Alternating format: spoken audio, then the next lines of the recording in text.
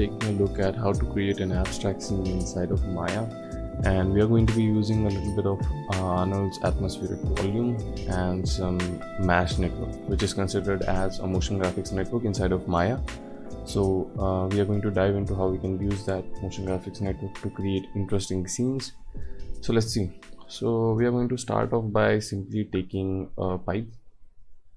Right. If you don't know, if you can't find it on the polygon menu, you can simply go to create polygon primitives and pipe. So I'm gonna change the radius to around 3, something like this, and probably change the thickness to, that's too much, 0.2. I think this is fairly enough. And I'm also going to change the overall subdivision to around 60, just so we have nice subdivisions. And what we're going to do now is bevel all the edges. So we have pretty rigid edges around the corners. So I'm going to go to my edge mode, right click and select one edge, hold shift and double click on the second edge to create a loop of that edge. I'm going to do the same with the other edge. Hold your shift, and as you hold your shift button, as you can see, one plus icon appears on your screen, which is just adding more divisions to your selections. So I'm going to hold shift and select one edge and double click on the other one. Hold shift, select one and double click on the other one. So I'll do the same, and as you can see, we have selected all 4 edges. Now simply go to edit mesh and bevel. So here, as you can see, we have a couple of options: fraction, segments, and so on. And fraction basically control overall bevelness, how much bevel it's going to give to your object. So I'm just going to make it pretty small, around like 0.2, which is really fairly enough for the design. And I'm not going to increase the segment since one is pretty good. So let's go to object mode. I think this is good enough. We can scale this down just a little bit.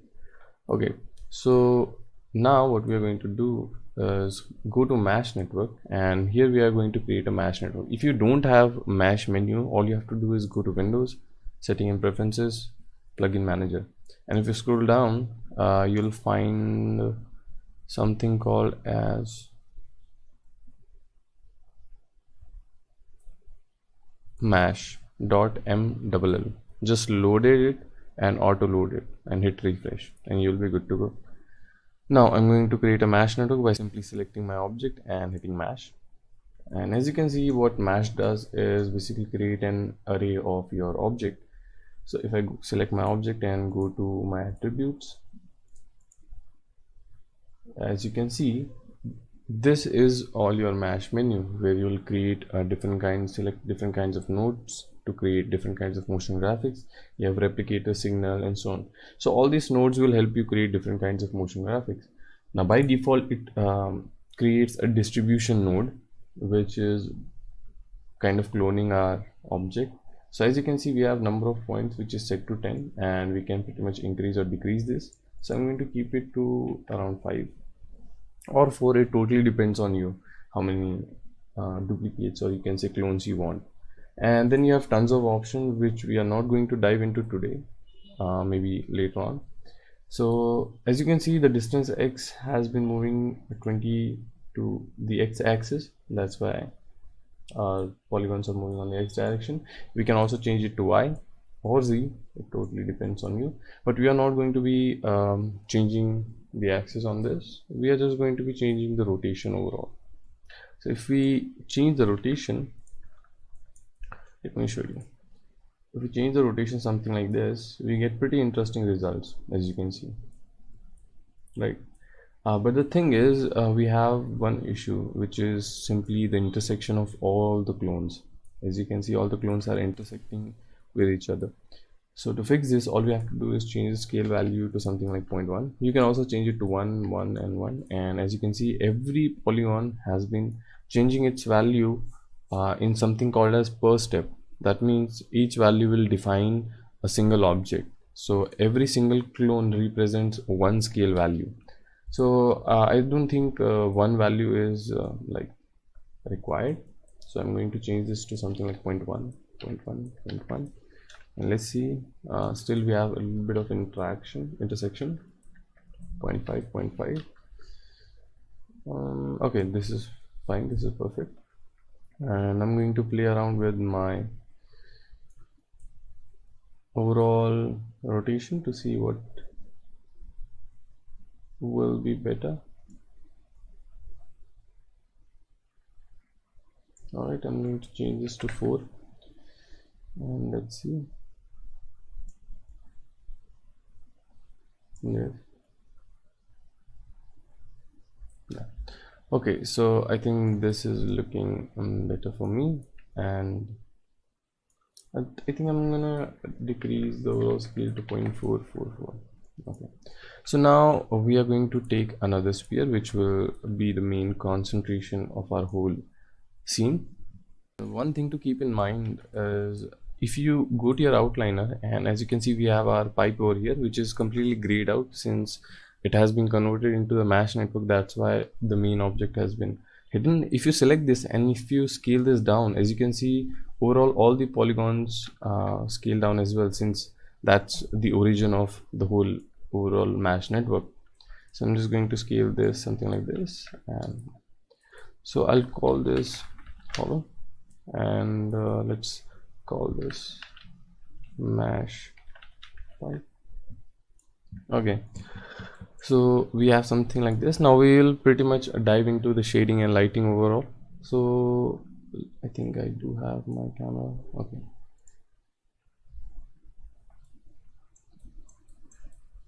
Okay, let's keep it like this, and I'm also going to go to my render settings and change the overall preset to 1 key.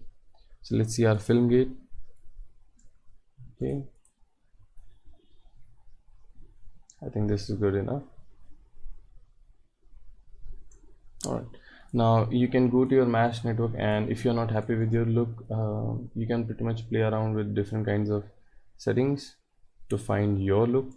Alright, and there are a couple of things like random seeds and so on, so it totally depends on you what style you're looking for. Now I think this camera angle is good enough for me, and I'm going to lock my camera now and go to the perspective view. So let's take our IPR and let's see what's going on, and let's select our camera. So I'm going to select my area light and let's click on it, bring it into your scene. Let's pause this for now and let's rotate this and let's scale this up. All right, something like this, and let's render and also change the view test resolution to 50%. Now as you can see we don't have enough exposure in our light to emit the whole scene, so I'm just going to change the value to something like 6 and we see something. All right, I'm going to change the resolution to 1000. Okay, which is, I think this is looking pretty good, and just we need a little bit of more light, so let's make it 8. And also we are going to duplicate this, Control D, and what we can do is go over here and let's say 90 degrees to rotate this, and I think this is looking good enough. So let's start off by first thing, that is, then we'll the shading of the whole overall objects, then we'll dive into the whole atmospheric volume. So the first thing I'm going to do is select this mesh and let's create a new material, Arnold stand surface. I'm going to pause this for now, and let's call this mesh and pipe. Perfect. So let's change the overall weight to 1, and the color will be pretty much gray, something like this, right? And we are going to change the metalness to something like probably 1, because we want this to look metallic, and we are going to be playing around with a lot of roughness and overall. So let's make the roughness to 0.2, just so the light is kind of spreading through the surface. And we are also be taking a look at anisotropy and rotation. This is going to play a major role in this abstract art. So let's go down to the coat and let's change the value to 1. This will just give us extra reflectiveness, and what I'm going to do is just change the roughness value to completely 0 and IR value to 2.418, which is the refraction value of a diamond. And the interesting part in this is we are going to be using thin film, which, as we have seen in the earlier videos, which gives pretty interesting results. So let's change the thickness to as you know, the default value of a soap bubble is 2.70, but we are not going to be using this value. We are probably going to be using something like this. Okay, and as you can see, we don't get that much thin filmness, but it will start to show up. So I think this is good enough, and let's go back to our specular and let's change the anostrophe to 1, and which will, as you can see, now we can completely see our overall object. Right now the metalness kind of was overeating the whole scene. So also change the rotation if you don't like the overall look, right? Let's keep it like this. So the next thing we are going to do, we are probably going to make this complete blank, but let's keep it gray for now, right? So the next thing will be creating the material for our pretty much the main object, which is in the center, and this will be consistent of a little bit of roughness and transmission values. So let's see. So what we are going to do in this, let's create a new material, stand surface, let's call this hollow. All right, and let's keep the weight to 1, and the color will be pretty much gray or something like this. Let's turn this on. Let's just select this area, hold shift and just create a render region for that, and let's change the IR value to 2.418, and I think this IR value will help us to create that look, since we want a refractive value of a diamond in this one as well. And then we are going to go into a transmission and change the value to 1, which will pretty much create a glass, and also change the opaque, turn this off. Always turn off opaque if you are creating a glass material. And I'm just going to change the depth to 20. If you don't know how this works or all these meaning of this values, I've already created a video on this. It's called how to create a glass material, so definitely check that out if you don't know what weight and depth means. So let's go into the hypershade to create further material. Let's close this down and let's dive into the hypershade. Okay, so I'm just going to select my hollow, right click and graph network. So this is our hollow object. I'm just going to change the code to 1 again, and I think I'm going to keep the value to 1.5.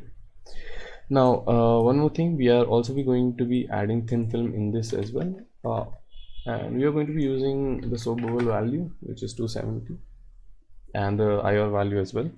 So now comes the tricky part. Now we'll go to Arnold, we'll take AI noise, all right, and let's change the octave to 8, and octaves are basically the overall quality of your whole noise. And we'll just change the distortion. As you can see, distortion controls the overall noise distortion, and this will be pretty low, something like this. And I'm just going to increase the value of amplitude just so we have a contrast value overall. Let's change the, and if you don't like the overall look, you can pretty much play around with different kinds of time to change the overall look of your noise.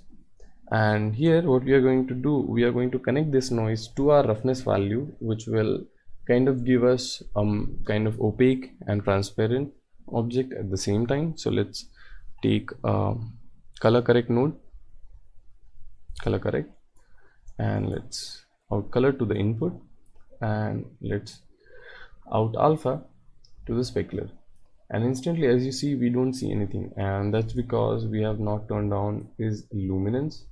Now we'll see something. You can also take a sphere, and as you can see, we are getting pretty interesting result on our globe. Now mostly the white part will be opaque and the black part will be transparent. So let's see how it goes. Let's close this down, let's turn on our IPR, and it's pretty interesting looking. Okay, we can also play around with anostrophe and overall IR value if you wish to change that, but I'm not going to change that since I'm pretty satisfied with this look. And you can also add a little bit of metalness if you want, if you think your look is pretty dull. Okay, So the next thing we are going to be doing is creating a material which is not exactly a material. Which we are going to be using is a mesh light of Arnold. But before that, let's add our atmosphere. So let's pause this, go to your render settings, go to Arnold Render and environment and atmosphere, and select create AI atmospheric volume.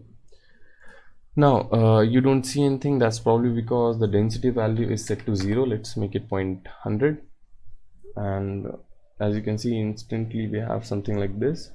So let's change the anisotropy value to 0.7 and attenuation to 0.1 and samples to 12. You can also increase the density if you want. I'm going to keep it to 100 and maybe attenuation to 0.50, which will be better. And I think it's looking good. So I'm just going to select a left light and I'm going to use the color temperature. Check this box on to now. If we change the value on our temperature, what this is going to be doing is simply giving us the value in kelvins. All right, so I don't know what happened. If I change this value to the lower, it will get more hotter and hotter. If I move the value upside, so it will get more colder kind of thing. So I'm just going to make this around like 1000 kelvins, which will kind of emit only the orange light, hotter light. And let's play around with this, something like this. And I'm going to select the same different light and use color temperature, and let's make this hot as well, sorry, cold as well. And now as you can see, we have something like this. One thing to keep in mind, obviously we have to change the value, samples value in volume samples. Let's make it 4 just so we have better quality. Let's make it 4 and change the sample to 2. All right, now for the main part, which is obviously creating the inside material, inside object. So I'm going to take another sphere and let's scale this down and go to Arnold and select mesh light, and let's turn this on and simply go to the exposure and change the value to something like 4. Make sure your light is visible and change the samples to 2. So we can use the color temperature in this as well. Let's make it cold. Let's change the value to 6, 8. All right, so when it starts to glow, that's when we know we have perfect mesh light, right? So I think this is looking pretty interesting. Now, as I said, this is completely kind of procedural thing. You can always go back and change the overall look. And if you don't like all the roughness value on your sphere, you can simply rotate this to get different kinds of result, right? I'm just going to select this and let's put it inside of a layer, and let's hide this, and so we can just concentrate on this sphere. And I'm also going to go to my sphere and select this light, and for now just reduce the overall so we know what we are doing. Right, so I'm just going to increase the overall noise scale value. I think the scale value is too small, so let's go to the noise and simply change the value to something like 0.6, 0.6 and 0.6. Let's make it 10 or 8. And now I think the material is perfect. All right, so let's go to our layer. Let's turn this on.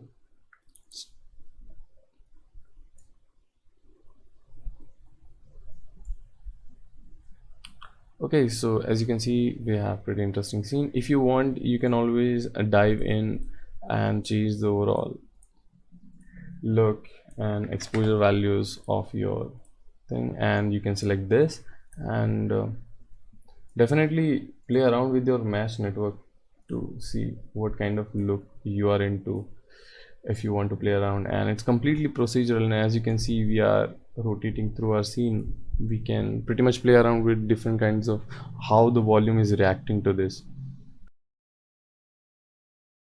So I think overall value and values are pretty good, and if you want, you can simply go into the pipe and make this even metallic if you want. I'm just going to make it around here, and definitely play around with the overall rotation and thin film to get exactly what kind of look you're after.